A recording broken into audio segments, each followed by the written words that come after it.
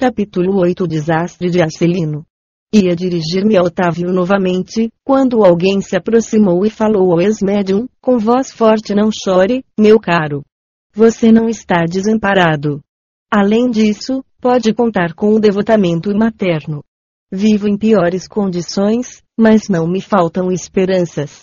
Sem dúvida, estamos em bancarrota espiritual, no entanto, é razoável aguardarmos, confiantes, novo empréstimo de oportunidades do tesouro divino. Deus não está pobre. Voltei-me surpreendido e não reconheci o recém-chegado. Dona Isaura fez o obséquio das apresentações. Estávamos diante de Acelino, que partilhara a mesma experiência.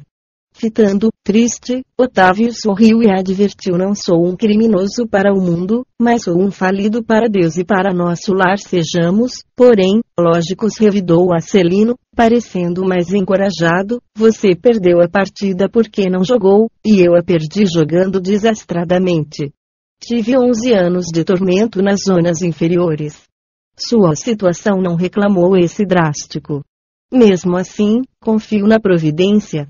Nesse instante, interveio o Vicente, acrescentando: cada um de nós tem a experiência que lhe é própria. Nem todos ganham nas provas terrestres. E voltando-se de modo especial, para mim, aduziu: quantos de nós, os médicos, perdemos lamentavelmente na luta? Depois de concordar, trazendo à baila o meu próprio caso, objetei: seria, porém, muitíssimo interessante conhecer a experiência de Acelino. Teria sofrido mesmo o acidente de Otávio. Creio de grande aproveitamento penetrar essas lições. No mundo, não compreendia bem o que fossem tarefas espirituais, mas aqui a nossa visão se modifica. Há que cogitar do nosso futuro eterno. Acelino sorriu e obtemperou: minha história é muito diferente. A queda que experimentei apresenta características diversas e, a meu ver, muito mais graves. E, atendendo-nos à expectativa, prosseguiu, narrando: também parti de nosso lar, no século findo, após receber valioso patrimônio instrutivo dos nossos assessores. Segui enriquecido de bênçãos. Uma de nossas beneméritas ministras da comunicação presidiu, em pessoa, as medidas atinentes à minha nova tarefa. Não faltaram providências para que me felicitassem a saúde do corpo e o equilíbrio da mente. Após formular grandes promessas aos nossos maiores, parti para uma das grandes cidades brasileiras, em serviço de nossa colônia. O casamento estava em meu roteiro de realizações. Ruth, minha devotada companheira, incumbir-se-ia de colaborar comigo para melhor desempenho das tarefas. Cumprida a primeira parte do programa, aos 20 anos de idade fui chamado à tarefa mediúnica, recebendo enorme amparo dos benfeitores invisíveis. Recordo ainda a sincera satisfação dos companheiros do grupo doutrinário. A vidência, a audição e a psicografia, que o Senhor me concedera, por misericórdia, constituíam decisivos fatores de êxito em nossas atividades. A alegria de todos era inexcedível. Entretanto, apesar das lições maravilhosas de amor evangélico, inclinei-me a transformar minhas faculdades em fonte de renda material. Não me dispus a esperar pelos abundantes recursos que o Senhor me enviaria mais tarde, após meus testemunhos no trabalho, e provoquei, eu mesmo, a solução dos problemas lucrativos. Não era meu serviço igual a outros? Não recebiam os sacerdotes católicos romanos a remuneração de trabalhos espirituais e religiosos? Se todos pagávamos por serviços ao corpo, que razões haveria para fugir ao pagamento por serviços à alma?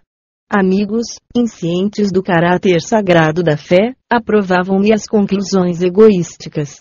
Admitíamos que, no fundo, o trabalho essencial era dos desencarnados, mas também havia colaboração minha, pessoal, como intermediário, pelo que devia ser justa a retribuição.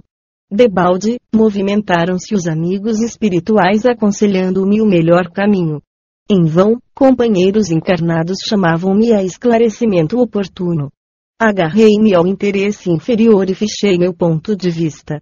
Ficaria definitivamente por conta dos consulentes. Arbitrei o preço das consultas, com bonificações especiais aos pobres e desvalidos da sorte, e meu consultório encheu-se de gente. Interesse enorme foi despertado entre os que desejavam melhoras físicas e solução de negócios materiais. Grande número de famílias abastadas tomou-me por consultor habitual, para todos os problemas da vida.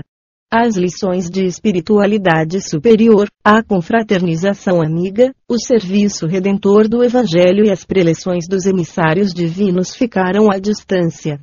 Não mais a escola da virtude, do amor fraternal, da edificação superior, e sim a concorrência comercial, as ligações humanas legais ou criminosas, os caprichos apaixonados, os casos de polícia e todo um cortejo de misérias da humanidade, em suas experiências menos dignas. Transformara-se completamente a paisagem espiritual que me rodeava. A força de me cercar de pessoas criminosas, por questões de ganho sistemático, as baixas correntes mentais dos inquietos clientes encarceraram-me em sombria cadeia psíquica. Cheguei ao crime de zombar do Evangelho de Nosso Senhor Jesus, esquecido de que os negócios delituosos dos homens de consciência viciada contam igualmente com entidades perniciosas, que se interessam por eles nos planos invisíveis, e transformei a mediunidade em fonte de palpites materiais e baixos avisos. Nesse momento, os olhos do narrador cobriram-se de súbita vermelhidão, estampando-se-lhe fundo horror nas pupilas, como se estivesse revivendo atrozes dilacerações. Mas a morte chegou, meus amigos, e arrancou-me a fantasia, prosseguiu mais grave. Desde o instante da grande transição, a ronda escura dos consulentes criminosos, que me haviam precedido no túmulo, rodeou-me a reclamar palpites e orientações de natureza inferior. Queriam notícias de cúmplices encarnados, de resultados comerciais, de soluções atinentes a ligações clandestinas. Gritei, chorei, implorei, mas estava algemado a eles por sinistros zelos mentais, em virtude da imprevidência na defesa do meu próprio patrimônio espiritual. Durante 11 anos consecutivos, expiei a falta, entre eles, entre o remorso e a amargura. Arcelino calou-se, parecendo mais comovido, em vista das lágrimas abundantes. Fundamente sensibilizado, Vicente considerou que é isso? Não se atormente assim. Você não cometeu assassínios, nem alimentou a intenção deliberada de espalhar o mal. A meu ver, você enganou-se também, como tantos de nós. Arcelino, porém, enxugou o pranto e respondeu: não fui homicida nem ladrão vulgar, não mantive o propósito intimo de ferir ninguém, nem desrespeitei alheios lares, mas, indo aos círculos carnais para servir as criaturas de Deus, nossos irmãos, auxiliando-os no crescimento espiritual com Jesus, apenas fiz viciados da crença religiosa e delinquentes ocultos, mutilados da fé e aleijados do pensamento. Não tenho desculpas, porque estava esclarecido, não tenho perdão, porque não me faltou assistência divina. E, depois de longa pausa, concluiu gravemente: podem avaliar a extensão da minha culpa.